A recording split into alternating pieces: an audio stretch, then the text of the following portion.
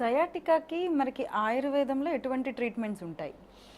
ఆయుర్వేదం అని కాదు, నేను జనరల్గా చెప్తాను. ఓకే. సయాటికాకి ముఖ్యమైన ట్రీట్మెంట్ రెండు. ఏమిటి అంటే మంచి న్యూట్రిషను, రెండు exercise. Exercise. Yes. Okay. Movement is medicine అని అంటాను నేను. మూమెంట్ ఈజ్ మెడిసిన్ అంటే కదలిక, మనిషి యొక్క ప్రాపర్ కదలికే మందు.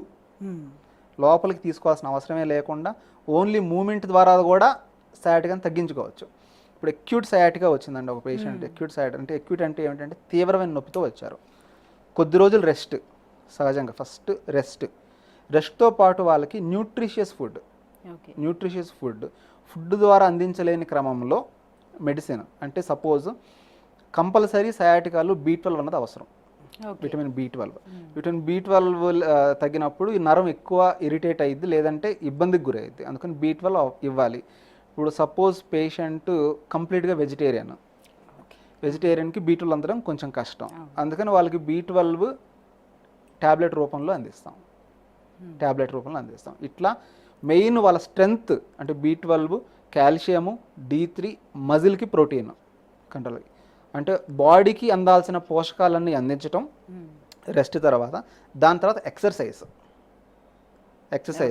ఈ మధ్యలో ఏమిటంటే థెరపీ అనేది ఒకటి ఉంటుంది. ఆయుర్వేదిక్ థెరపీ కావచ్చు, ఫిజియోథెరపీ కావచ్చు, ఏదైనా ఒక థెరపీ. ఏది ఆ పెయిన్ తగ్గించడం కోసం. పెయిన్ ఒకసారి తగ్గిపోయాక ఎక్సర్సైజ్ ఎప్పుడు అంటే మళ్ళీ లైఫ్లో రిపీట్ అవ్వకుండా ఉండాలి అంటే ఎక్సర్సైజే కీలకం. అంటే సపోజ్ మీకు సయాటికా ఉంది ఫర్ సపోజ్, మీకు ఒక వారంలోనో 2 వారాల్లోనో నొప్పి తగ్గించే బాధ్యత నాది, తగ్గించేస్తాం. కానీ ఒక్కసారి నొప్పి తగ్గిపోయాక అది రిపీట్ అవ్వకుండా ఉండాలంటే అది మీ చేతిలో ఉంటుంది, మా చేతిలో ఉండదు. ఏముంటుంది అంటే న్యూట్రిషియస్ ఫుడ్ తీసుకోవడము, రెగ్యులర్గా కోర్ స్ట్రెంత్ ఎక్సర్సైజ్ పెంచుకోవడం. అంటే ఎక్సర్సైజ్ అంటే జస్ట్ వాకింగ్ చేసి ఎక్సర్సైజ్ చేసిన అనుకోవడం కాదు. స్ట్రెంథనింగ్ ఎక్సర్సైజ్ కొన్ని ఉంటాయి. అంటే మజిల్స్లో స్ట్రెంత్ పెంచే ఎక్సర్సైజ్లు అంటే ప్రాపర్గా చేయాలి, మళ్ళీ ఎక్సెస్గా బరువు ఎత్తడం కాదు.